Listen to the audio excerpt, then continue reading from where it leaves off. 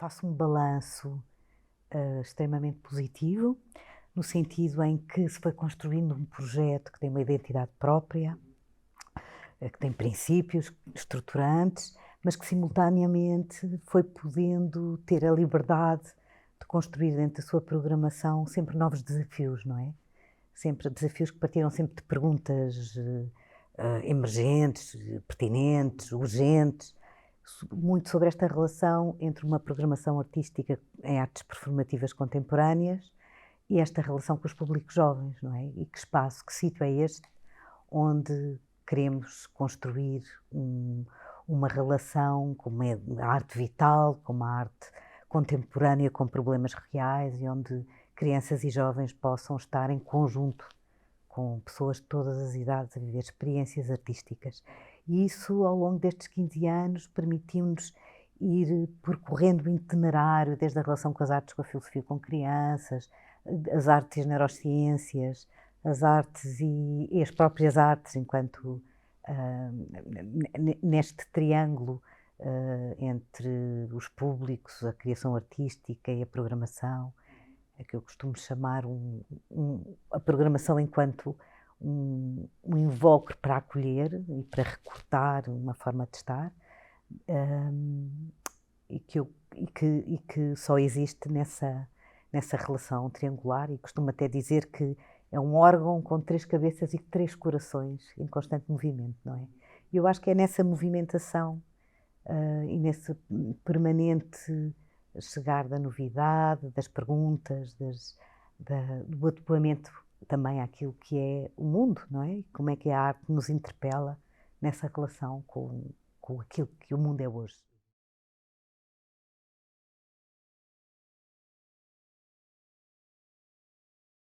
São necessariamente diferentes, até por uma relação por várias razões.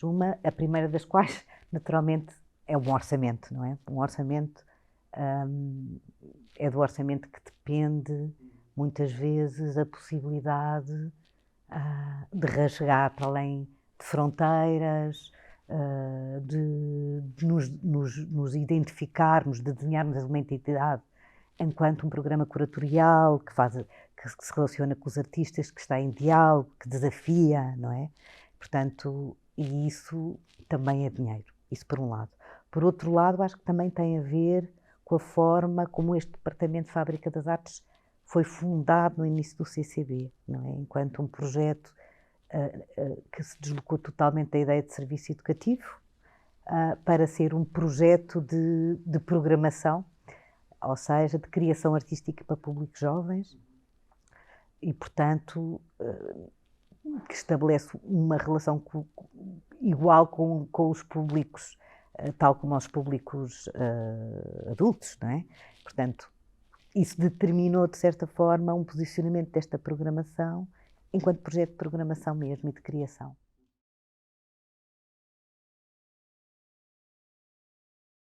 Então, eu acho que o projeto Espectador Emancipado é uma espécie de coda num itinerário muito longo da fábrica, no sentido em que tem havido muitos projetos de relação com os públicos, de participação, de mediação, desde projetos no âmbito do Big Bang, do Festival de Música e Aventura, como os embaixadores, desde um projeto que recentemente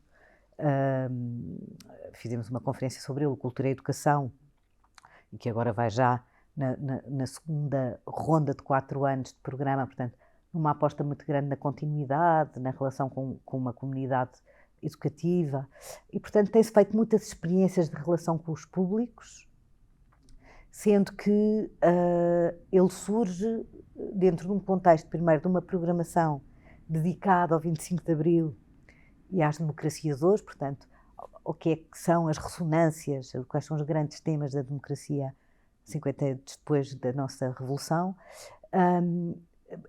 Também nesta ideia de que construir uma programação dirigida por públicos jovens, adolescentes, jovens adultos, e, por outro lado, desafiar-nos a nós mesmos para dar esse salto de uma transição de públicos autónomo, de uma comunidade, um clube verdadeiro, no sentido em que acredito que no tal órgão com 3 cabeças e 3 corações que é a programação, ela só se torna vital numa relação direta e contínua de diálogo com os públicos a quem se dirige. Portanto, o desafio à própria programação é este: fazer transição de públicos, de um público escolar para um público de fim de semana, numa programação que durante o fim de semana é dirigida a jovens públicos, o que é um público extremamente difícil de captar por si só, não é? Quando estamos a falar aqui a partir dos 15 anos, e portanto, isto por um lado. O outro desafio é apostar numa outra continuidade, que é uma continuidade emancipada, digamos. Como estabelecer uma relação com um público, construindo uma comunidade que se relacione com esta instituição, com estas paredes, a partir das memórias que se vão construindo e ocupando um espaço de relação com a programação, de consultadoria quase, de propositiva, e, por outro lado, percorrendo agora a Fábrica das Artes, que depois no futuro se calhar até se pode abrir para outra programação do CCB, ou para outra programação da cidade, ou até para outra programação do país, não é?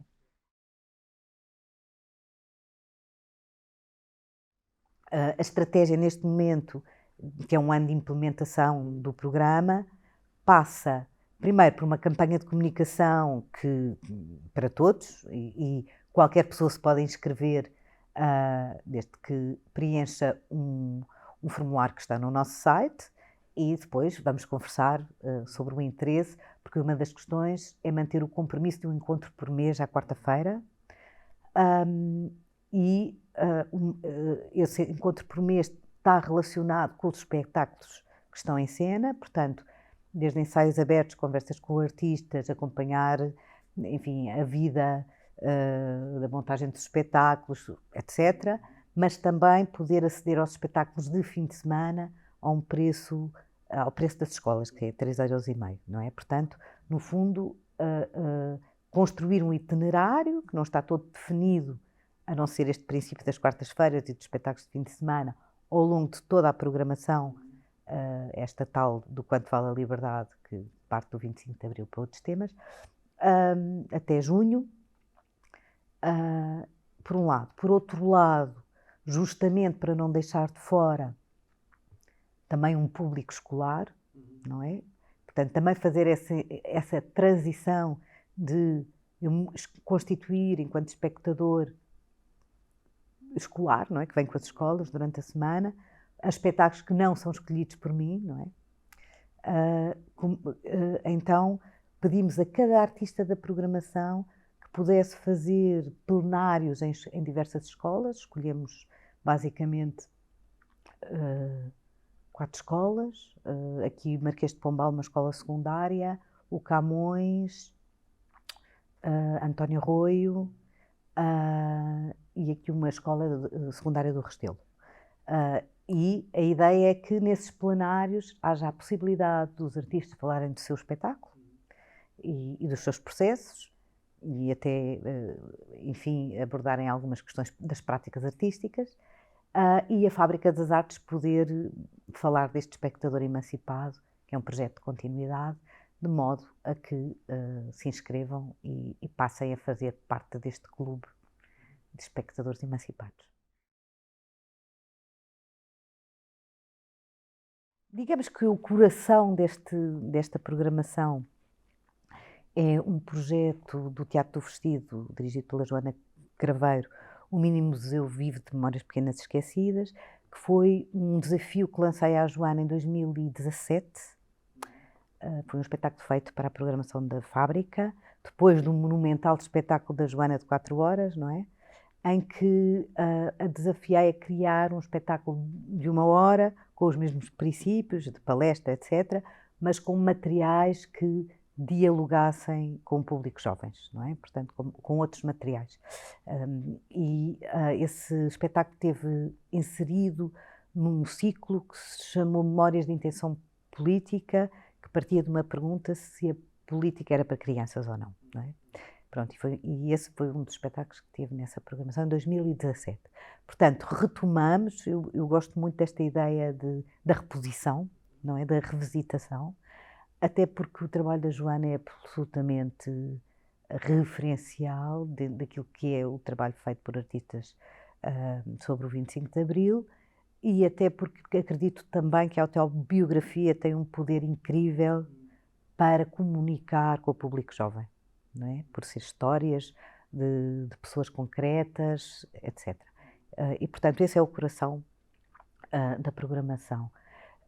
Depois, dentro desta ideia, que parte desta pergunta de quanto vale a liberdade, vários temas. O do trabalho, com o Bora Lá Laborar, do Teatro do Ferro, dirigido por Igor Grandra, uma companhia do Porto, não é, que se tem dedicado às marionetas e às formas animadas. Estive aqui em residência com públicos jovens durante o processo de criação também, para ouvir o que eles tinham a dizer sobre a sua visão do trabalho, e que vai estar para a semana aqui no nosso pequeno auditório.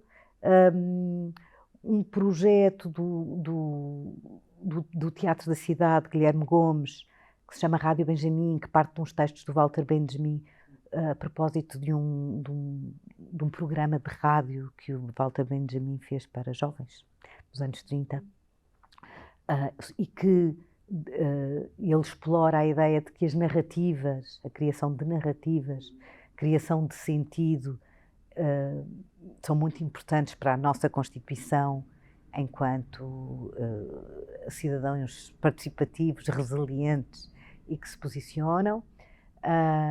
E a seguir vamos ter um projeto chamado Mundo Oco, da Rosinda Costa, sobre um desastre no Rio Doce do Brasil, junto da comunidade Krenak, e que nos traz também a problemática das alterações climáticas.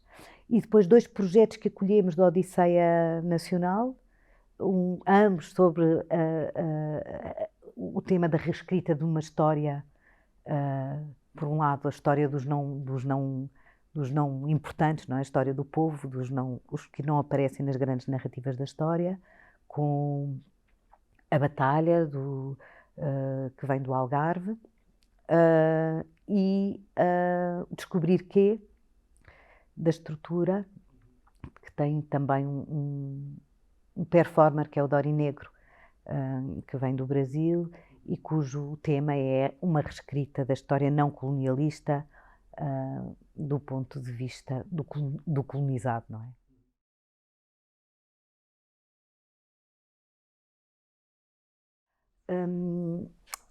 Eu acredito que no fim deste ciclo, e que vamos ter que ultrapassar muitas adversidades, vão se inscrever uns, vão sair outros, vão entrar mais, enfim, e vamos tentar consolidar este grupo enquanto clube, portanto, com esta identidade de comunidade de espectador, e eu acho que no fim vai ser o princípio. Ou seja, quando o clube estiver constituído e os que ficarem se sentirem parte, então vai ser o princípio de podermos olhar então para uma programação muito mais vasta e continuar. E a minha ideia é ir gerando sempre novos clubes de espectador, ou seja, todos os anos, não é? E de certa forma consolidar esta ideia de comunidade de espectador que se localiza no mapa de programação, que parte na fábrica, mas não tem que ficar na fábrica, e todos os anos gerar um novo grupo de mais novos. Portanto, estar mais do que um grupo a circular nestes espectadores emancipados. E acho que a etapa seguinte é olhar para a programação do CCB e depois ir ampliando do lugar para o mundo.